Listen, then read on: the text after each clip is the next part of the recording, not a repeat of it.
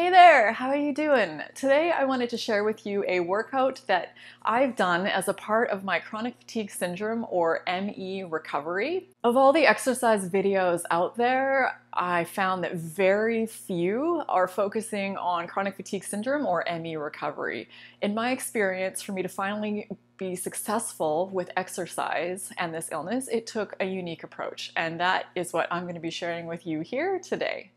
All right, so welcome to my living room, which is also kind of my kitchen, I guess. That's the reality of tiny San Francisco apartments. I'm here, ready to go, got my workout gear on, and I'm ready to get this started.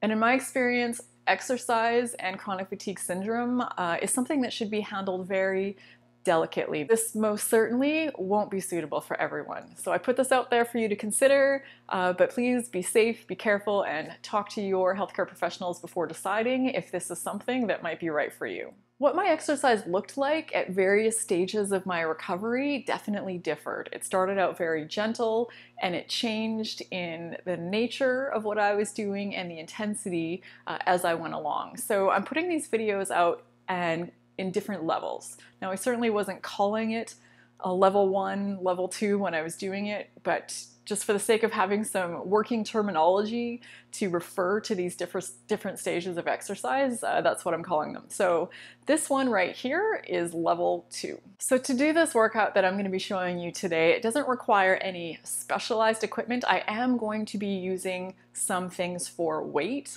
but when I started using weights, with chronic fatigue syndrome, the weights that I were using were so small. I was using 2-pound or 1 kilogram weights to get started. So to accomplish this at home, all you really need are some household items. So for example, I've got 2 plastic 1-liter bottles here filled with water, and each one of these weighs approximately 2 pounds or 1 kilogram. So for me, with weights, this is where I started. Now, eventually I did slowly increase the weights little by little by little, very slowly over time.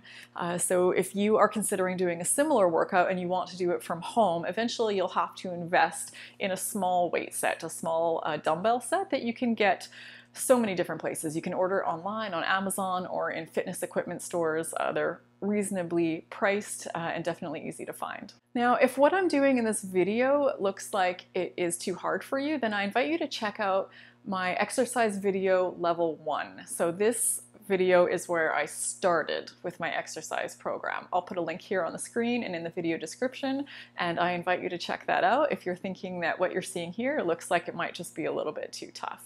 And if what I'm doing here looks too easy for you, then hang tight, because I'm going to be putting out a level 3 really soon, which is going to include a workout program which is a little bit more challenging, has a little bit more intensity to it. All right, are you ready? I'm excited to get going. Just before I dive into these exercises, I would like to remind you to subscribe to this channel if you haven't done so yet. That way you won't have to go searching for my videos. I will come to you every week. And if you are enjoying this video's content topic, please hit the like button. I would appreciate that so much. And also know that if you subscribe, you need to click that little gray bell so that you'll get notifications. Otherwise, you're not going to know when the new videos come out. All right, with no further ado, level 2. So what is level 2? What does that mean? So level 2 for me came about 3 to 4 months into my active recovery programs. So I had already been doing 3 to 4 months of exercise at this point before I started what I'm going to show you today. Now, everyone's got different bodies, different timelines, different limitations, different strengths. So my timeline isn't necessarily going to be anybody else's. I'm just putting that out there for you to know what this looked like for me. And at this point, my workouts were lasting approximately 15 to 30 minutes, and they were still all about strength training. So virtually no cardio, no walking, running, biking, cycling, nothing like that. All of my focus with my workouts and my exercise was on building strength. And with level 2, whereas in level 1, I said when I was doing it, it had to feel so incredibly easy that it couldn't possibly be helping. I really wasn't pushing myself at all. If 100% was the max that I could do, I was aiming for about 10% at level 1. Whereas level 2, I started to push a bit. Now, I still wasn't pushing anywhere as hard as I felt that I could in that moment. I'd say the maximum that I was pushing myself in my workouts was about 50%. I was doing these workouts at this time about 4 to 5 times per week, but with flexibility, because sometimes I would still crash, sometimes I would need to take a few days or maybe even the rest of the week off. But when things were going well and I found that magical place where I was pushing hard enough to make progress, but not too hard and making myself crash so that I could keep up with my workouts, I was doing 4 to 5 per week. All right, so right now I'm going to show you 10 exercises that I did at this stage, but just as with level 1, I didn't always do all 10 of these at once. I might have started with a few and then slowly built my way up.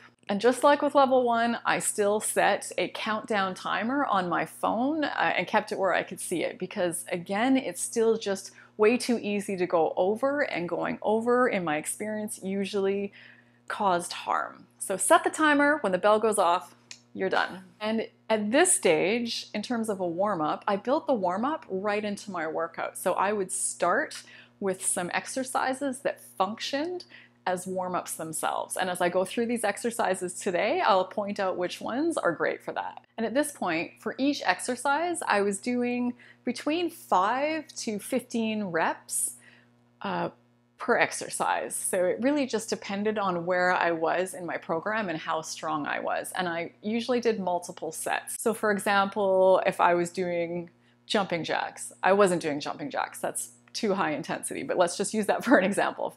If I was doing jumping jacks, I might do a set of 10, take a break, do a set of 8, take a break, and then do a set of 6, and then I'd be done with the jumping jacks. And as I got stronger, I might up it. So I might do 15, break, 12, break, 8, break. And for equipment for this one, I have a yoga mat that I'm going to be using. It certainly helps, but it's not essential. And then again, some sort of household items like the water bottles that we can use for weight. So this first one is called the inchworm. The inchworm exercise offers a little bit of everything. It helps strengthen the muscles of the front half of your body while stretching the muscles of the back half of your body. And because it targets your entire body in some capacity, it gets the blood flowing, and it makes it an excellent move to incorporate into an active warm-up for a strength training routine. So if you've got a mat, you're going to begin by standing at the edge of the mat, or else you can just do this on the floor. And you're going to hinge your body forward at the hips and walk your hands out in front of you along the floor, keeping your feet in place. Continue walking your arms out past the plank position, so further than your shoulders. Your arms should be above your head and your feet should still be at the back of the mat. And then walk your hands back to your feet and stand up. And that's it. And just as with level 1, if you prefer not to decide on a specific number of reps to do, you can decide on a specific amount of time to do each exercise. So you can set a timer for 30 seconds or however long is appropriate for you and your body. Our next exercise is side raises, and this targets the shoulders, deltoids. So holding a weight in each hand with your palms facing inward and arms extended down by your sides. You can sit on a chair, a stable table, or any other furniture that allows your arms to hang straight down. Now, while maintaining a slight bend in your elbows, raise the weights outwards and upwards to shoulder height, ensuring that you keep your shoulder blades down and back. Slowly lower the weights down to your sides to the starting position. And that's it. This next one is called Mountain Climber. We're going to do a modified version of it today because the traditional version is a little bit too high intensity, I found, for this stage of my recovery. So this is going to target our full body, but especially your arms, shoulders, quads, and core. So this could also be a great warm-up exercise. So place both of your hands on a coffee table or some other low, stable surface and put your hands shoulder width apart and both your feet together behind you. Now gently draw your ribs back to your hips so that you're engaging your core. Now bend one knee and bring it towards your chest, and then return it to the starting position, and then switch and do the opposite leg. Now, if you want to make this slightly more challenging, you can do the same exercise with both of your hands and your feet on the floor, and keep going in the same manner with slow, steady repetitions. Next, I'm going to do some push-ups off my knees, and this targets our chest, shoulders, and triceps. So place both your hands on a low surface, such as a stable coffee table or a sofa, and again, put your hands slightly further than shoulder width apart. Feet together behind you while resting on your knees. Gently draw your ribs in to your hips to engage your core, and keep your back straight. Now my back has a natural curve to it, so I really struggle to get that nice straight back that most people can get while working out. So don't use mine as an example, but you're aiming to get your back as straight as you can. Now you're going to bend your elbows and lower your torso towards the floor until your arms form 90-degree angles. And then just push through your chest and extend your elbows to lift your body back into the starting position. And if this is feeling a bit too easy for you, you can make this a little bit more challenging by doing the same exact exercise off of the floor. So all of the same positioning, but instead you're going to place your hands on the floor and do slow, steady repetitions there. Next is tricep kickbacks, which targets, no shock here, our triceps. So holding a weight in each hand with your palms facing inwards, plant both feet on the floor, hip width apart. Now while keeping a slight bend in your knees, bend forward from the hips so that your torso is approximately parallel to the floor. Again, your back should be flat. Now bend your elbows to bring the weights to either side of your chest. Extend your elbows back behind you, ensuring that they remain in close contact with the sides of your body as you're moving. And then bend your elbows to return to the starting position. And keep going with slow, steady repetitions. All right, after we're done working our triceps, which is the muscles on the backs of our upper arms, now we're going to work our biceps, which are the muscles on the front of our upper arms. We're going to do some bicep curls, which in addition to targeting our biceps, also target the muscles of the lower arm. So stand holding your weight in each hand with your arms hanging by your side. Ensure your elbows are close to your body and your palms are facing forward. Keep your upper arm stationary and curl the weights up to shoulder level while contracting your biceps. So really squeeze your biceps when you get your hands up to the top, and then slowly lower back down to the start position. All right, moving on to single arm rows. So this targets the upper and lower back, the shoulders, biceps, and hips, while also improving core stability. So I'm going to do this off the side of my couch, but you can do it off of any low, stable table or surface. And holding a weight in your left hand, place your right hand and right knee on the surface. So start with your left hand extended directly below your chest, and then bend your left elbow to bring the dumbbell in towards your body, ensuring that your elbow remains in close contact with the left side of your body. Now extend your left elbow and return to the starting position.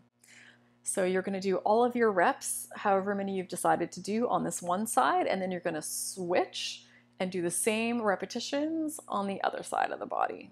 I'd love to hear in the comments what some of you came up with if you are trying some of these exercises, if they're safe for you to do, if you had to get creative at home, what some of the things are that you've used with your workouts. Okay, next, burpees. We're gonna do a modified burpee today because the traditional burpee I found was still too high in intensity for this stage of my recovery.